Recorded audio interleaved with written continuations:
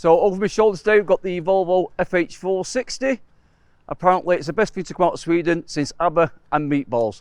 Let's check it out.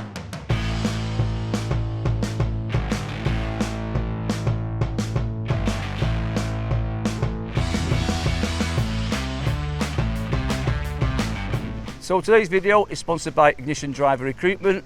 If you have any driver requirements or require drivers yourself, please give them a bell.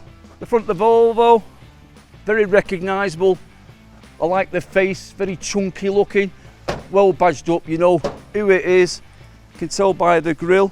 Nice light cluster down here. Got some silver trim around the top just to finish it off. We've got the Globetrotter above the inbuilt sun visor. It's not too blingy, some spots in the top of the cab. And here we have an inbuilt step in the bottom of the grille, so we can get our daily vehicle checks done. We can't see what's going on inside the cab, that's a bit of a downside. Can't be nosy, see what they've got and what I've not got. But yeah, it is a Volvo. You know what you're getting, and you're getting that.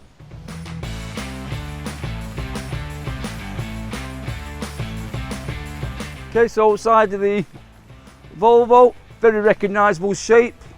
Got some aerodynamic detail in there, bit grease lightning.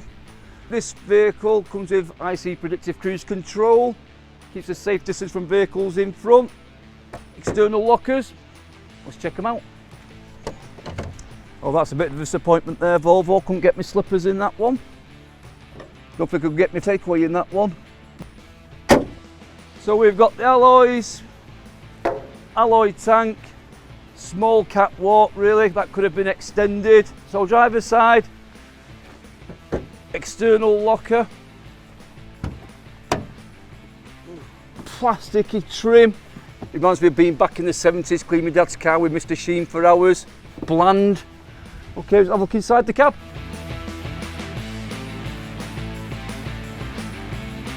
Here we are, inside the cab of the Volvo. Initial thoughts, yeah, it's not very exciting. Plastic, cheap plastic feel to it. However, laid out well. Slight curvature to the dash here, so ergonomic wise, if I needed to touch any buttons, easily accessible. There's nothing distracting about the cab itself. In fact, looking around the cab, there's not much of anything really. Seats very comfortable, nice driving position, automatic gear stick, can switch it to manual on the side here. Colours, grey, black, grey, black, grey, grey, grey. It's making me grey, it's making me feel very sad actually. So here's a TV bracket up above me here, overhead storage. I've seen bigger ones. I've heard that a few times as well. We've got sunroof there to an extra light. Above the bunk, more storage. Oh, what's this? I've got somebody's dirty scudders. I'm not that desperate for some scudders, I'll get my own. So the bed, nice and comfortable. Headroom, again it's not the most spacious I've been in while doing these reviews. Down here in the fridge. Oh, got another present. Vita Coco coconut water. Doesn't smell like coconuts, that's a bad sign straight away.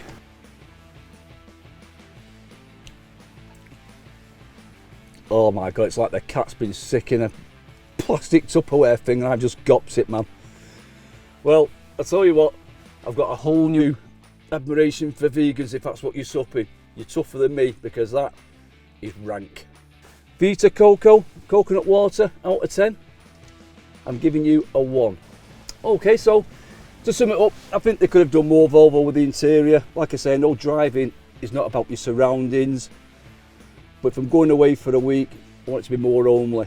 So I would not want to spend weeks at an end in this vehicle. Having said that, I suppose it's all about how it drives on the road. Let's get it out there, see what it does.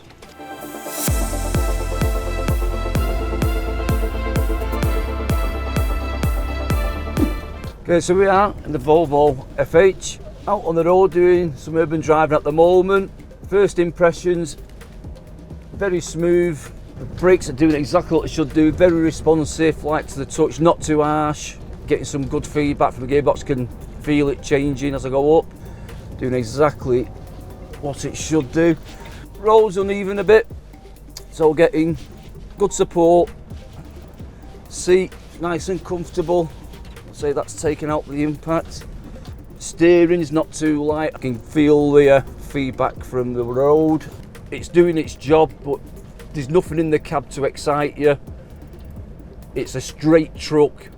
The past few months have highlighted how important HGV drivers or anybody in the commercial sector are to the country and the economy. The general perception of drivers is you're an hindrance, you're slow moving.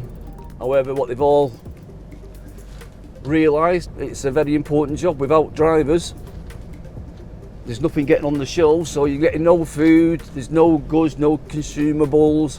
There'd be nothing for anybody, because at some point it will have been on a truck to get to where it's going. They don't just magically appear. Would I like to do a full day's work in this? Yeah, I would. I'd be quite happy to do a full day's work. Would I like to stay out in it all week? Well, looking around the cab, there's better vehicles out there to spend your time in if you're away for a long time from home. But for day-to-day running, long distance, then this is more than enough. Overall, as a drive, I feel safe. The truck is performing how you'd expect it to perform. Very comfortable driving position. Get a nice cosy glow that, yeah, I can do my work in this. Overall, yeah, it's a good drive. So in summary, I'd out on the road, done some urban and motorway driving. Vehicle reacted as I'd expect. Really solid, reliable, comfortable for the driver. I did feel, personally, the vehicle I had today, the interior was a bit bland, bit grey. So on that basis, it's a 7 out of 10 Volvo.